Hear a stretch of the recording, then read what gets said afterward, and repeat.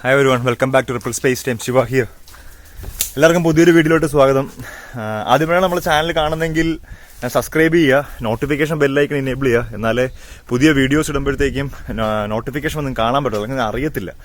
പലർക്കും പറ്റിപ്പോകുന്നൊരു പ്രശ്നമാണ്. കുറച്ച് പേര് സബ്സ്ക്രൈബ് ചെയ്തിട്ടുണ്ടെങ്കിലും ഏതൊക്കെ വീഡിയോ ഇഷ്ടപ്പെട്ട് സബ്സ്ക്രൈബ് ചെയ്തായിരിക്കും, പക്ഷെ ബാക്കി വീഡിയോസൊന്നും കാണാൻ ചാൻസ് ഉണ്ടാവത്തില്ല, കാരണം നോട്ടിഫിക്കേഷൻ വരാത്തതുകൊണ്ട്.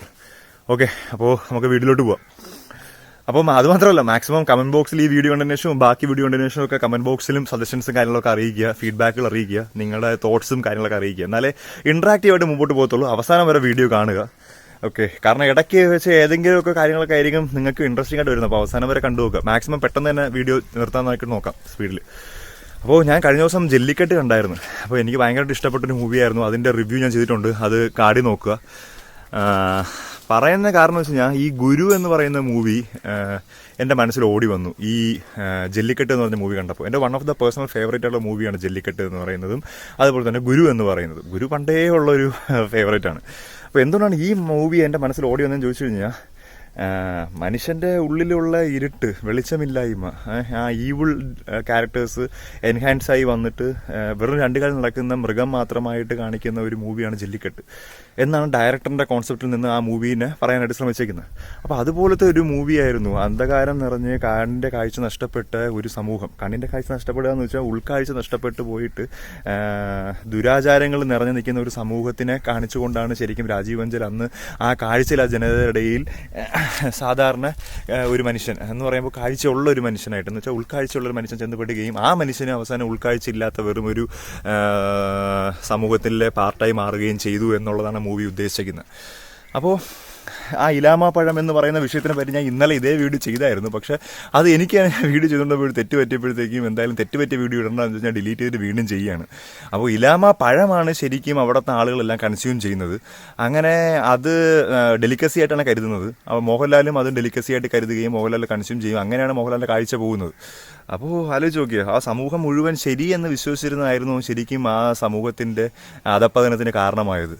ഓക്കെ, നമ്മൾ ചുറ്റും തന്നെ നോക്കി അറിയാം, റിലീജിയൻ, കാസ്റ്റ് സിസ്റ്റം, സ്ലേവറി, അതുപോലെ തന്നെ ഫോൾസ് ആയിട്ടുള്ള മീഡിയൻ്റെ ഇൻഫോർമേഷൻസ്, നമ്മൾ എന്തൊക്കെയാണോ എല്ലാ ദിവസവും സ്റ്റിക്ക് ഓൺ ചെയ്ത് നിൽക്കുന്നത് അതൊക്കെ തന്നെ ആയിരിക്കാം നമ്മളെ ജീവിതത്തിൽ പല പ്രശ്നങ്ങളും ഉണ്ടാക്കുന്നത്. അപ്പോൾ നമ്മൾ എന്തൊക്കെയാണോ തിന്മയാണ് എന്ന് പറഞ്ഞ സമൂഹത്തിൽ ആൻറ്റി സോഷ്യലായിട്ട് തള്ളി മാറ്റി, പൂർണ്ണമായിട്ട് തള്ളി മാറ്റി ചിലപ്പോൾ അവരിതായിരിക്കും എന്തെങ്കിലുമൊക്കെ വെളിച്ചം കൊണ്ടുവരാനായിട്ട് സഹായിക്കുകയോ അല്ലെങ്കിൽ ഒരു റിനൈസൻസ്, റെവല്യൂഷൻ, വിപ്ലവം കൊണ്ടുവരാനായിട്ട് സഹായിക്കുകയോ ചെയ്യുന്നത്. പക്ഷെ അതൊന്നും ആരും തിരിച്ചറിയത്തില്ല, ഭയങ്കര ലേറ്റായിട്ടേ തിരിച്ചറിയത്തുള്ളൂ. ഗുരു എന്ന് പറയുന്ന മൂവി തന്നെ അന്നത്തെ കാലത്ത് ഇറങ്ങിയപ്പോഴത്തേക്കും വളരെയധികം ഫൈനാൻഷ്യലി ഫ്ലോപ്പ് ആയിരുന്നിരിക്കും ഉറപ്പായിട്ടും. എന്തായാലും ആൾക്കാരും അതുപോലെ തന്നെ വലിയൊരു മെജോറിറ്റി ഒന്നും കാണത്തില്ല. കണ്ടവർക്കൊക്കെ ആ പടം എന്തായാലും ഇഷ്ടപ്പെട്ട് കാണും. കണ്ടവരിൽ മനസ്സിലായവർക്ക് മാത്രം, പലർക്കും അത് മനസ്സിലാവാൻ ചാൻസ് ഭയങ്കര കുറവാണ്. ജല്ലിക്കെട്ട് എന്ന് പറയുന്ന മൂവി കണ്ടുകൊണ്ടിരുന്നപ്പോഴേക്കും തന്നെ എൻ്റെ തൊട്ടടുത്തിരുന്ന ആൾ ചീത്തയൊക്കെ വിളിച്ച് എങ്ങനെയെങ്കിലും പടം തീരാൻ വേണ്ടിയായിട്ട് ഡയറക്ടറിനെയും കുറ്റം പറഞ്ഞിരിക്കുന്നുണ്ടായിരുന്നു. കാരണം എന്താണ്, ഡയറക്ടറിൻ്റെ മനസ്സിൽ കൂടെ പോയപ്പോഴത്തേക്കും എന്താണ് എന്നുള്ളത് മനസ്സിലാക്കാനോ ചിന്തിക്കാനോ ശ്രമിച്ച് സിനിമ കാണാത്തത് കൊണ്ടാവാം. അപ്പോൾ അതുപോലത്തെ ഒരു വലിയ കമ്മ്യൂണിറ്റി പണ്ട് ആൾക്കാർക്ക് ഇതൊന്നും മനസ്സിലാവാത്തവരുണ്ടായിരുന്നു ഗുരു എന്ന് പറയുന്നത് കാലഘട്ടത്തിൽ. അപ്പോൾ അതുപോലത്തെ മൂവീസ് അന്ന് ഇറങ്ങിയതായിരിക്കാം ഇന്ന് ഇതുപോലത്തെ മൂവീസിന് ഒരു പ്രചോദനം നൽകുകയും ഇന്ന് ഈ ജല്ലിക്കെട്ട് എന്ന് പറയുന്ന മൂവി ഇന്ന് ഈ കാലത്ത് ഇറങ്ങാൻ സാധിച്ചത്. അന്നത്തെ ഇതുപോലത്തെ ഫെയിലുവേഴ്സിൽ നിന്നും കണ്ട മൂവീസിൽ നിന്നും എന്തൊക്കെയൊക്കെ പ്രചോദനങ്ങൾ നമുക്ക് ഇന്ന് ഉണ്ടായിട്ടുണ്ടാവാം. എനിക്ക് ഭയങ്കര പേടിയായിരുന്നു ഈ മൂവി കണ്ടുകൊണ്ടിരുന്നപ്പോഴത്തേക്കും. കാരണം ഫസ്റ്റ് ഡേ ആണ് ഞാൻ കണ്ടത്. എല്ലാവർക്കും തെറ്റായുള്ള ഇൻഫർമേഷനൊക്കെ ആയിട്ട് ഈ പടം ഒരു ഫെയിലുവറായി പോകുമോ, ഒരു എക്സ്പെരിമെൻ്റൽ ഫെയിലുവറായിട്ട് മാത്രമായി പോകുമോ എന്നൊരു പേടിയുണ്ടായിരുന്നു. പക്ഷെ അങ്ങനെ ഉണ്ടായില്ല എന്ന് ആലോചിക്കുമ്പോൾ ഭയങ്കര സന്തോഷമുണ്ട്. ഇങ്ങനത്തെ വിഷയങ്ങളും സബ്ജക്റ്റുകളും ഇപ്പോഴത്തെ സൊസൈറ്റിക്കും ജനങ്ങൾക്കും പ്രേക്ഷകർക്കും ദഹിക്കുന്നുണ്ട് എന്ന് ആലോചിക്കുമ്പോഴത്തേക്കും ഇനിയും നല്ല നല്ല ടോപ്പിക്കുകൾ ഇനിയും മലയാളത്തിൽ അവതരിപ്പിക്കാൻ കഴിയുമെന്നുള്ള വിശ്വാസമുണ്ട്. അന്ന് ഗുരു ഇറങ്ങിയപ്പോഴത്തേക്കും പലർക്കും അത് മനസ്സിലായിട്ടില്ല, ഇന്നും പലർക്കും അത് മനസ്സിലായിട്ടില്ല എന്താണെന്നുള്ളത്. ഞാൻ പറഞ്ഞു തന്നത്, ഞാൻ കഴിഞ്ഞാൽ ചെയ്തപ്പോഴത്തേക്കും ഇലാമ പഴം വിഷമല്ല, അന്ന് ഇലാമ പഴത്തിൻ്റെ കുരുവാണ് വിഷം എന്നൊക്കെ പറഞ്ഞ് ഞാൻ തെറ്റിപ്പോയി. അതാണ് ഞാൻ വീഡിയോ മാറ്റി ഒന്നും കൂടെ ചെയ്യുന്നത്, റീ എഡിറ്റ് ചെയ്യുന്നത്. അപ്പോൾ എല്ലാവർക്കും നന്ദി അവസാനം വരെ കാണുന്നതിന്. ഇതുവരെ സ്റ്റിക്ക് ഓൺ ചെയ്തവർക്കൊക്കെ വളരെയധികം നന്ദി. കമൻറ്റ് ബോക്സിൽ കമൻറ്റ് ചെയ്യുക അപ്പോൾ നിങ്ങൾക്ക് എന്ത് തോന്നുന്നുള്ളത്. അപ്പോൾ ആലോചിച്ച് നോക്കേ, എന്നിട്ട് മോഹൻലാലിനെ കൊല്ലാനായിട്ട് രാജാവ് ഉത്തരവിടുകയും എന്നിട്ട് അതിൻ്റെ കുരുവാണ് പോയിസണായിട്ട് ആൾക്കാർ കരുതുന്നത്. ആ കുരു കൊടുത്ത് കൊല്ലുക, അപ്പോൾ ഏറ്റവും വലിയ ശിക്ഷയായിട്ടാണ് കരുതുന്നത്. അങ്ങനെ എക്സിക്യൂട്ട് ചെയ്യുന്നു. പക്ഷേ മോഹൻലാൽ മരിക്കുന്നില്ല.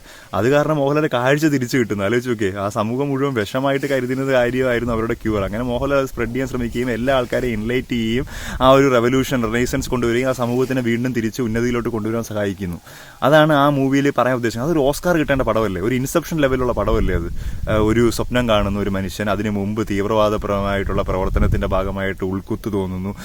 അപ്പോൾ അതുപോലത്തെ ഒരു ചിന്തിക്കാനായിട്ട്, മനുഷ്യൻ മൃഗമായി മാറുന്നു എന്ന് ചിന്തിക്കാനായിട്ട് പ്രചോദനം നൽകുന്ന, അതിൽ നിന്നും എന്തെങ്കിലും സൊസൈറ്റിക്ക് ഒരു ഉൾക്കുത്ത് തോന്നിപ്പിക്കുന്ന ഒരു മാറ്റങ്ങൾക്ക് സാധ്യത ഉണ്ടാക്കാനായിട്ട് എന്ന് വെച്ച് കഴിഞ്ഞാൽ മൂവീസ് ഇനിയും ഇതുപോലത്തെ മൂവീസ് വരുന്നത് മാത്രമല്ല, ഇനി ഒരു 5-10 കൊല്ലം കഴിയുമ്പോഴത്തേക്കും ഈ മൂവീസ് കണ്ട് പല ജനങ്ങളിലും ഇത് സ്പ്രെഡായിട്ട് അതെന്താണ് ഉദ്ദേശിച്ചിരുന്നുള്ള ക്രിട്ടിക്കൽ അപ്രീസിയേഷൻ മനസ്സിലാക്കി, അതിൻ്റെ അകത്ത് ഒളിഞ്ഞു കിടക്കുന്ന സബ്ലിബിൾ മെസ്സേജ് എന്താണെന്ന് മനസ്സിലാക്കി, അത് നേരായ രീതിയിൽ ഇനി സമൂഹത്തിനെ മുമ്പോട്ട് നയിക്കാനായിട്ട് എന്തെങ്കിലും ഒരു ചെറിയ മാറ്റം വരുത്താനെങ്കിലും ഈ മൂവിക്ക് ഡയറക്ടർ പ്രേക്ഷകർക്കായിട്ട് തരുന്നില്ലേ? അതുകൊണ്ട് ക്വാളിറ്റി കണ്ടന്റ് അല്ലേ, ഒരു ഇന്റർനാഷണൽ പ്രേക്ഷകനും അക്സെപ്റ്റ് ചെയ്യാൻ പറ്റുന്ന വിഷയങ്ങളല്ലേ എന്നുള്ളതാണ് എൻ്റെ ചോദ്യം. അപ്പോൾ അതിന് വേണ്ട ഒരു പ്രോത്സാഹനവും പ്രശംസയും നമ്മളെ ഗവൺമെന്റും സമൂഹവും ചെയ്തു കൊടുക്കേണ്ടതല്ലേ? ഓസ്കാർ നോമിനേഷൻ ഇനിയും പഴയ പടമായിട്ടുള്ള ഗുരുവും പോകണമെന്നും, രാജീവഞ്ചലിന്റെ മൂവിയായ ഗുരു പോകണമെന്നും, അതുപോലെ തന്നെ ജല്ലിക്കെട്ട്, ലിജോ ജോസ് പിള്ളിശ്ശേരിയുടെ ജല്ലിക്കെട്ടും പോകണമെന്നും വളരെയധികം ആഗ്രഹിക്കുന്നു.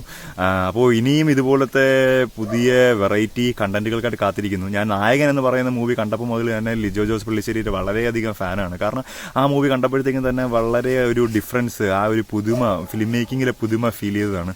അപ്പോൾ ഇനിയും കാത്തിരിക്കുന്നു കണ്ണ് തുറപ്പിക്കുന്ന, ഐ ഓപ്പണിംഗ് ആയിട്ടുള്ള, എൻലൈറ്റനിങ് ചെയ്യുന്ന പല മലയാള മൂവീസും നമ്മുടെ സമൂഹത്തിനായിട്ട് സമർപ്പിക്കാൻ കഴിയട്ടെ എന്ന് ആശംസിച്ചുകൊണ്ട് Shiva signing out from ripple space time. Peace out, bye, Tata.